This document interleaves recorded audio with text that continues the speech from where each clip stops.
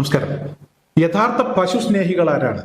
പശു സംരക്ഷണ സേന എന്ന് ആരെയാണ് വിശേഷിപ്പിക്കാൻ കഴിയുക ഇന്നത്തെ സാഹചര്യത്തിൽ എന്ന് ചോദിച്ചാൽ രാജ്യത്തെ മുസ്ലിങ്ങളെയാണ് ഇപ്പോൾ അങ്ങനെ വിശേഷിപ്പിക്കാൻ കഴിയുന്നത് എന്നാണ് അതിനുള്ള മറുപടി. ഗോരക്ഷാസേന, പശുരക്ഷാസേന എന്നൊക്കെ പറഞ്ഞ് രാജ്യത്തിന്റെ വിവിധ സംസ്ഥാനങ്ങളിൽ അത്തരത്തിലുള്ള ചില സംഘങ്ങൾ പ്രവർത്തിച്ചിരുന്നു.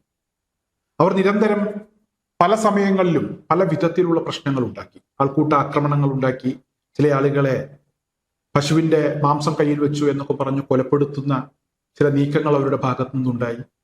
എന്തായാലും അത്തരത്തിലുള്ള കൊലപാതകങ്ങളും ആൾക്കൂട്ട ആക്രമണങ്ങളും ഒക്കെ നടത്തി ഇവരൊക്കെ ഇപ്പോഴും നിവർന്നു നടക്കുകയാണ്. എന്തായാലും ഇപ്പോഴത്തെ സാഹചര്യത്തിൽ യഥാർത്ഥത്തിൽ ആരാണ് പശുക്കളെ സംരക്ഷിക്കുന്നതിന് വേണ്ടി ഇറങ്ങി പുറപ്പെട്ടത് എന്ന് ചോദിച്ചാൽ അത് രാജ്യത്തെ മുസ്ലിങ്ങളാണ് എന്നത് തന്നെയാണ് മറുപടി.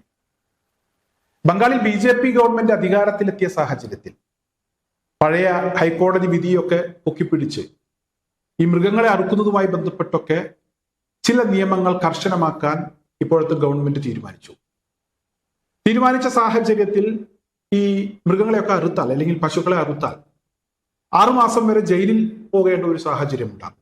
ഇത് മനസ്സിലാക്കിയ മുസ്ലിം മതവിഭാഗം, ആ മതവിഭാഗത്തിൽപ്പെട്ട പണ്ഡിതന്മാർ ഒരിക്കലും പശുക്കളെ അറുക്കരുത്, പശുക്കളെ വാങ്ങരുത് എന്നൊരു നിർദ്ദേശം വിശ്വാസികൾക്ക് കൊടുത്തു.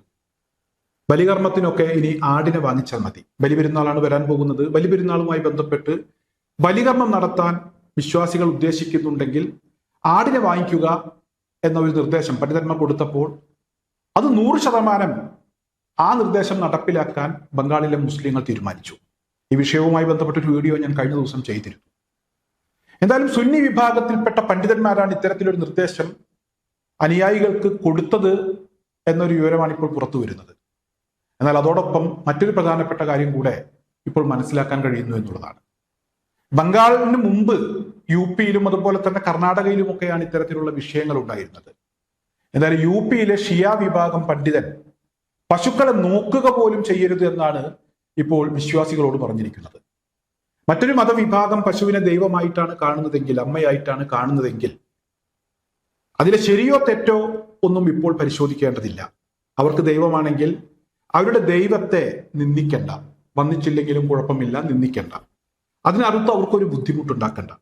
ഇതാണ് ഇപ്പോൾ UP-യിലെ ഷിയ വിഭാഗം പണ്ഡിതൻ അനുയായികളോട് പറഞ്ഞിരിക്കുന്നത്. എന്തായാലും ബംഗാളിലും UP-യിലുമൊക്കെ ഇപ്പോൾ രൂപപ്പെട്ടിട്ടുള്ള ഈ ഒരു നീക്കം അല്ലെങ്കിൽ മുസ്ലിം സമുദായം പശുക്കളെ സ്നേഹിക്കാൻ തുടങ്ങിയതോടുകൂടെ ഈ മേഖലയിൽ പ്രവർത്തിക്കുന്ന കർഷകർ വെട്ടിലായിരിക്കുകയാണ്.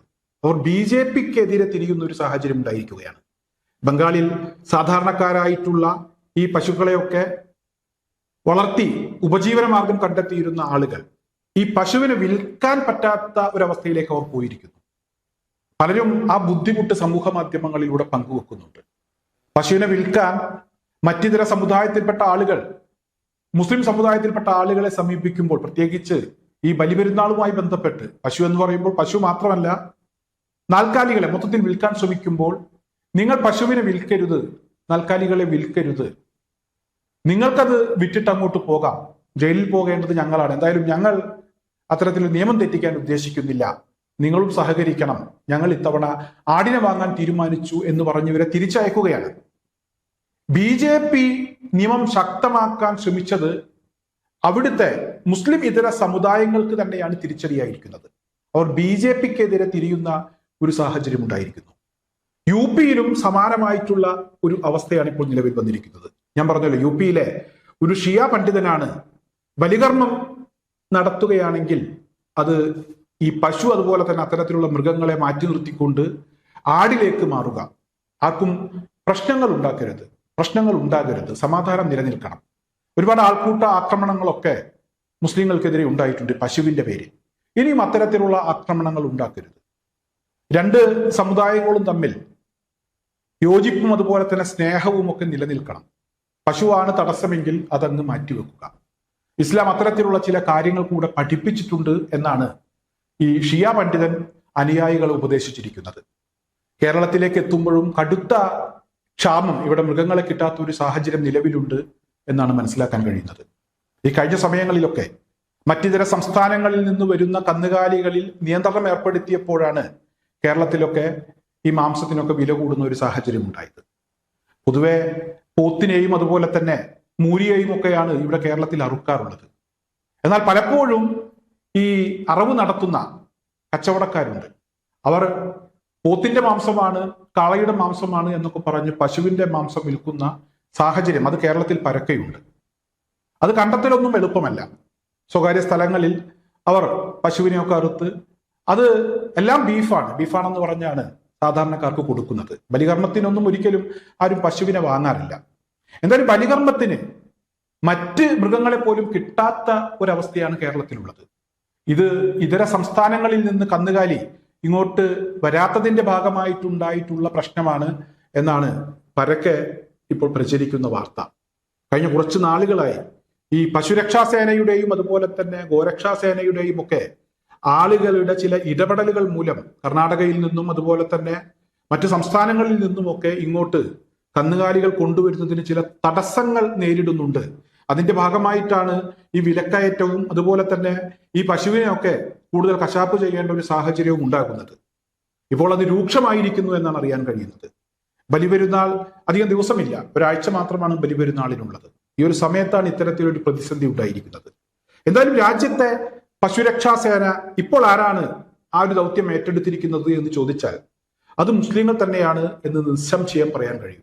കാരണം പശുവിനെ വിൽക്കാൻ ശ്രമിക്കുന്ന മറ്റിതര സമുദായത്തിൽപ്പെട്ട ആളുകളോട് ഒരിക്കലും പശുവിനെ വിൽക്കരുത് എന്ന് മുസ്ലിങ്ങൾ ഉപദേശിക്കുന്നു. എന്തായാലും ബംഗാളിൽ മറ്റു ചില പരിഷ്കാരങ്ങൾ കൂടെ കൊണ്ടുവരുന്നതിനു വേണ്ടി ചില നീക്കങ്ങൾ നടക്കുന്നു എന്ന വാർത്തയും കഴിഞ്ഞ സമയങ്ങളിലൊക്കെ പുറത്തു വന്നിട്ടുണ്ട്.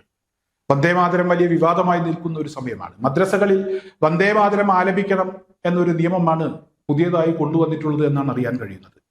എന്നാൽ തുടർച്ചയായി പ്രശ്നങ്ങൾ ഉണ്ടാക്കാൻ വേണ്ടി ശ്രമിക്കുന്ന ആളുകളെ പ്രതിരോധിക്കാൻ ഇതിലും നല്ല ഒരു മാർഗമില്ല എന്ന് ബംഗാളിലെ മുസ്ലിങ്ങൾ അത് രാജ്യത്തിന് ബോധ്യപ്പെടുത്തി കൊടുത്തിരിക്കുകയാണ്. BJP വെട്ടിലായിരിക്കുന്നു എന്ന് തന്നെ വേണമെങ്കിൽ നമുക്ക് വിശേഷിപ്പിക്കാം. അത്തരമൊരു സാഹചര്യത്തിലാണ് ബംഗാളിലെ BJP ഉള്ളത്. എങ്ങനെയൊരു പ്രതിസന്ധി മറികടക്കണം എന്നുള്ളതിനെ കുറിച്ചുള്ള ചർച്ചകൾ വരെ തുടങ്ങിക്കഴിഞ്ഞു എന്നാണ് അറിയാൻ കഴിയുന്നത്. എന്തായാലും നിയമം കൊണ്ടുവന്നവർ തന്നെ ആ നിയമം അത് ലഘൂകരിക്കുന്നതിന് വേണ്ടിയുള്ള നീക്കങ്ങൾ ആരംഭിച്ചു എന്നാണ് അറിയാൻ കഴിയുന്നത്. എന്തായാലും തൽക്കാലം നിങ്ങൾ പറഞ്ഞതുപോലെ ഞങ്ങൾക്ക് പശു വേണ്ട എന്ന നിലപാടിൽ തന്നെ ഇവിടെ മുസ്ലിങ്ങൾ ഉറച്ചു നിൽക്കുന്നു. ഇനി വന്ദേമാതരത്തിന്റെ കാര്യത്തിൽ എന്ത് തീരുമാനമായിരിക്കും ബംഗാളിലെ മുസ്ലിങ്ങൾ എടുക്കാൻ പോകുന്നത് എന്ന് നമുക്ക് കാത്തിരുന്ന് കാണാം. ഇടിവെട്ടേറ്റവനെ പാമ്പ് കടിച്ചു എന്നൊക്കെ നമ്മൾ കേട്ടിട്ടുണ്ട്. അത്തരമൊരവസ്ഥയിലേക്ക് ബംഗാളിലെ BJPക്കാർ ഈ ഒരു വിഷയത്തിൽ പോകും എന്ന് തന്നെയാണ് ഇവിടെ പുറത്തു വരുന്ന ചില വിവരങ്ങൾ. ചില പ്രമുഖരായിട്ടുള്ള ആളുകളുടെ നിരീക്ഷണങ്ങൾ അത്തരത്തിലുള്ളതാണ്. ദീർഘവീക്ഷണമില്ലാത്ത ചില ഭരണാധികാരികൾ, ഒരിക്കലും ആ കസേരയിൽ ഇരിക്കാൻ അർഹതയില്ലാത്ത ആളുകൾ, അവർക്ക് ഇവിടെ ചില അധികാരങ്ങൾ കയ്യിൽ കിട്ടുമ്പോൾ എന്താണ് ചെയ്യേണ്ടത്, എന്താണ് ചെയ്യുന്നത് എന്നതിനെ കുറിച്ച് അവർക്കൊരു രൂപവുമില്ല. എന്തൊക്കെയോ ചെയ്തു കൂട്ടുകയാണ്. ആർക്കൊക്കെയോ വേണ്ടി ആരെയൊക്കെയോ അവർ കൂടുതൽ ബുദ്ധിമുട്ടിക്കുന്നു, കൂടുതൽ പീഡിപ്പിക്കുന്നു. എന്തായാലും വരും ദിവസങ്ങളിൽ ഇതിനും ഒരു പരിഹാരം മുസ്ലിങ്ങൾ തന്നെ കാണും. ബംഗാളിലെ മുസ്ലിങ്ങൾ എന്തായാലും അവർ മാതൃകാപരമായിട്ടുള്ള ഒരു തീരുമാനമാണ് പശു വിഷയത്തിൽ എടുത്തിരിക്കുന്നത് എന്ന ഒരു പ്രതികരണം സമൂഹ മാധ്യമങ്ങളിൽ ഇപ്പോൾ വ്യാപകമാണ്.